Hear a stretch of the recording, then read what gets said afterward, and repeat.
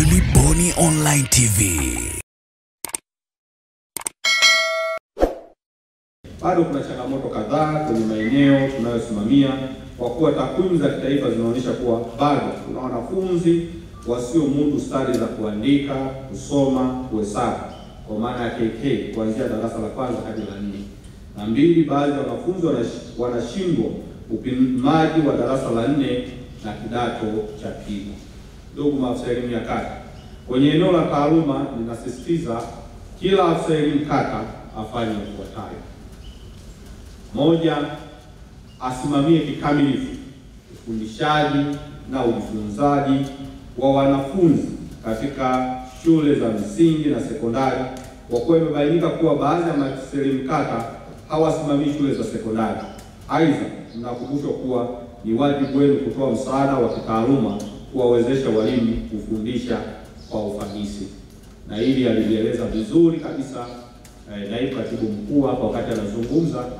Mnajisahau kwenye upande wa sekondari, mnajikuta mnajikita kwa walimu wa shule za msingi, na kwamba mnafikiri wale ndio wanaweza kuonewa. Wote ni wajibu wenu na hakuna mtu anayepaswa kuwazuia. Kama kuna afisa elimu wa sekondari anawazuia, tupeni taarifa, tutamchukulia hatua kwa sababu liko ndani ya uwezo wetu. Jambo la pili, afisa elimu kata ahakikishe kuwa anakuwa na anafanyia kazi taarifa zote muhimu zinazohusu shule zake, ikiwemo maendeleo ya taaluma na mahudhurio ya walimu na wanafunzi katika shule zake, pamoja na hali halisi ya miundombinu iliyopo katika shule zake. 3.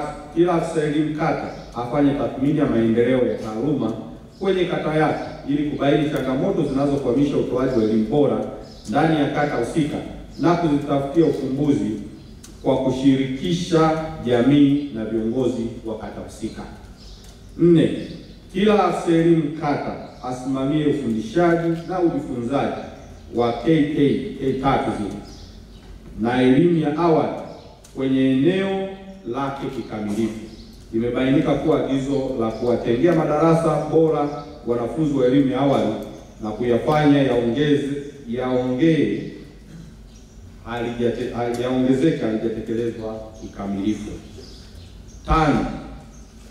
Kila afisa elimu kata asimamie miradi ya maendeleo yote inayoletwa na serikali, ofisi ya Rais TAMISEMI pamoja na Wizara ya Elimu, Sayansi na Teknolojia katika maeneo yenu, hususani uboreshaji wa miundombinu kwa kutumia force account.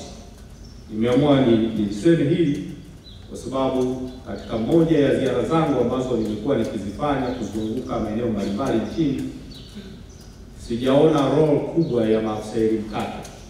Asilimia kubwa nimeona ni wakuu wa shule, walimu wakuu pamoja na maafisa elimu wa wilaya. Wao ndio wamekuwa wakijikita kwenye usimamizi. Matokeo yake, kosa linapofanyika chini kwenye ngazi ya shule, manake mtu wa kwanza kuwajibika anapaswa kuwa afisa elimu kata. Kwa hiyo ni wajibu wenu, kwa sababu nyinyi hamna mipaka ya kuwazuia. Ni jukumu lenu kusimamia miradi, ni jukumu lenu kusimamia rasilimali watu katika maeneo yetu, ni jukumu lenu kusimamia fedha zote za serikali za miradi zinazokuja katika maeneo husika. Na hili niongeze kwamba kama mtakuwa mnanyimwa taarifa, hamshirikishwi kwenye utekelezaji, tunaomba mtupatie hizo taarifa ofisi ya Rais TAMISEMI, na mimi binafsi ili nilishaahidi mbele ya Mheshimiwa Rais nitawachukulia hatua wote ambao hawahusiki, kuanzia ngazi ya RIO tutapeleka kwenye mamlaka yake, afisa elimu wilaya ama mkuu wa shule au wengine naweza mimi mwenyewe na wamoa huko. Kwa hiyo ninaomba mkashiriki kamilifu, kwa sababu kwa kipindi cha miaka 5 serikali imeleta fedha nyingi sana kwenye miradi, trillions of money, lakini hauoni impact kwa sababu kuna tabia ya kufichana taarifa juu ya utekelezaji wa miradi hiyo.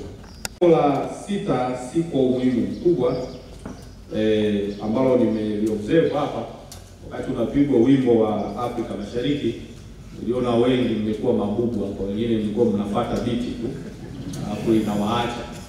Kwa hiyo naomba nisisitize, najua ofisi ya Rais TAMISEMI iliandika huko chini, hakikisheni wote tujifunze wimbo. Kama kuna kitu kinatia aibu ni hili. Mimi nilipata mara kadhaa, nimewahi kwenda Kenya, Rwanda, Burundi. Wao wanaimba ule wimbo, kila mtu anaimba asubuhi. Alafu sisi wenye Kiswahili sanifu huu wimbo unakushinda, ni aibu. Kwa hiyo hebu nendeni mkasisitize kule. Wanapoimba watoto na nyinyi mjifunzie huko. Sio tunafika hapa mnakuwa mabubu. Kwa hiyo ile nimeongeza mimi tu alipo kwenye hotuba yangu. Sawa jamani?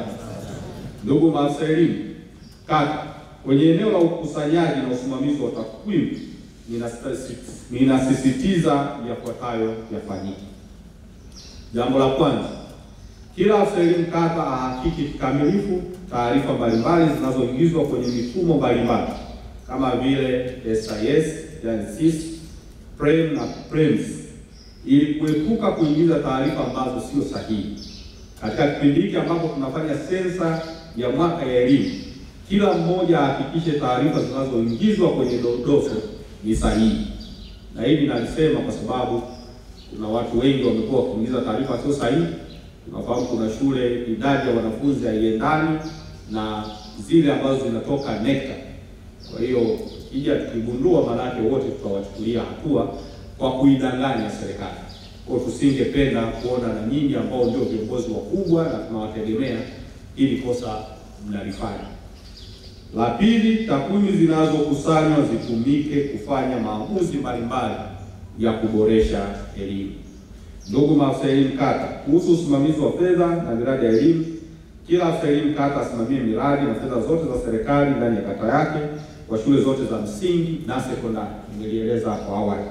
Baadhi yenu mmezembea kwenye usimamizi na kusababishia serikali hasara na kutokuonekana kwa thamani ya fedha zetu kwenye baadhi ya miradi inayotekelezwa katika kata zetu. Nimelisema kwa sababu mmejitoa kwenye ni wajibu wenu pia kufanya hii kazi. Ndugu maafisa elimu, kuhusu mikopo, imebainika kuwa baadhi ya walimu wamekuwa na mikopo mingi kupita kiasi, hali inayopelekea kukosa utulivu kazini na kusababisha utendaji kazi usioridhisha. Kila afisa elimu kata ahakikishe kuwa walimu wanaelimishwa juu ya madhara ya mikopo. Na hili nilisema kwenye maeneo mengi, ukikopa ikiingia milioni 10 kwa wakati mmoja unajisikia kama ni tajiri sana na ile hela iishi. Baada ya miezi 2-3 ikishaisha na una mkopo wa miaka 5 unakata, ndio unajua sasa kwa nini ulikopa. Kwa hiyo tunaomba muasisitize wakope wakiwa na jambo la muhimu. Usikope kwa kufuata mkumbo. Na asilimia kubwa wanakopa kwa kufuata mkumbo. Sababu mwenzangu amekopa, basi na mimi nikopa. Niweke hela kwenye account, unaiangalia unaendelea kutoa.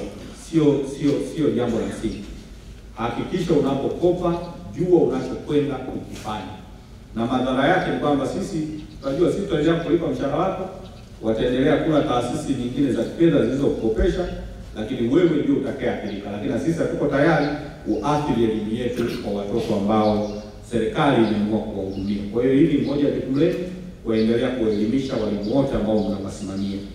Ndugu maafisa elimu kata, kuhusu usimamizi wa usafi wa mazingira ya shule, kumejitokeza udhaifu katika usimamizi na utunzaji wa mazingira ya shule. Shule nyingi zimekuwa na mazingira chafu ndani na nje. Hili ni kweli kabisa. Hivyo nawaagiza kuwa mazingira ya shule zikiwamo zilizo kwenye kata zenu yanatunzwa na kufanyiwa usafi. Wengi hapa najua mmesoma miaka ya nyuma. Miaka ile wakati sote tunasoma tuko shule hizi za serikali, kila mwanafunzi alikuwa na eneo kake anatengewa. Unamwagia bustani, eneo lako la usafi. Mwalimu akipita akikuta eneo lako ni chafu, tulikuwa tunatandikwa bakora. Muda wote shule za zamani zilikuwa safi. Sasa hivi nimeona hilo jukumu ni kama watu wameliacha. Naomba mlirudishe. Mkaimize usafi, lakini na upandaji wa miti. Lazima kila shule ipande miti.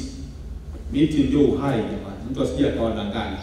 na miti ndio inaboresha mazingira. Ubora wa mazingira ya eneo husika ni pamoja na kupanda miti. Kwa hiyo hilo nimeona nisisitize, na tutapita na tutakagua, na niwaeleze kwa kifupi kwamba kata itakayofanya vizuri, sisi tukipita tukajiridhisha kwenye maeneo yako umefanya vema kabisa, mimi sishindi kuomba mkurugenzi wa elimu na afisa na naibu katibu mkuu anayesimamia elimu kuwapandisha vyeo vyenu wale ambao wanafanya vizuri na wote vizuri. Nimefanya hivyo kuwaombea wale ambao nilikuta kuna walimu wa sekondari wakuu wa shule walifanya vizuri sana kwenye usimamizi wa miradi. Wapo waliofanya vibaya, lakini wapo waliofanya vizuri. Hatutasita kuwa promote. Kwa hiyo na nyinyi kama mnataka kubaki hapo hapo, basi endelee kufanya mazuri. Na huo uhakika wenyewe wa kubaki hapo haupo. Sisi mnaelewa jamani? Sasa kila mmoja apambane kuhakikisha anapanda. Nafasi zipo, na hizi nafasi ni mbio za vijiti, ni kupokezana. Anayefanya vizuri anapanda, anayefanya vibaya anafanyaje? Anashuka. Kwa hiyo ni toe motisha kwenu, na tukifanya ziara inayokuja nafikiri tutafanya sample kwa wale ambao watakuwa wamefanya vizuri. Kwa hiyo nimewapa hiyo kama motivation, kazi kwenu. Make your day right. Gilly Bonny Online TV. Kupata habari mpya na kwa haraka kila siku, usisahau kusubscribe kisha like na comment. Gilly Bonny Online TV.